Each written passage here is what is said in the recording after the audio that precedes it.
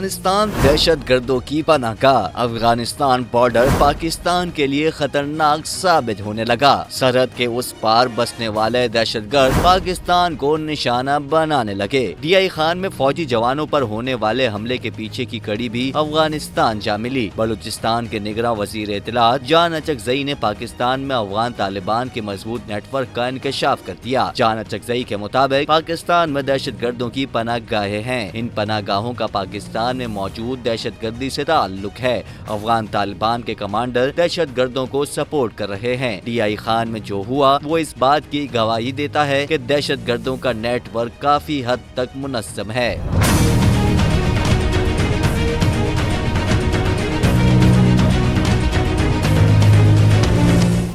Subscribe کریں اور بیل دبائیں تاکہ کوئی خبر رہ نہ جائے۔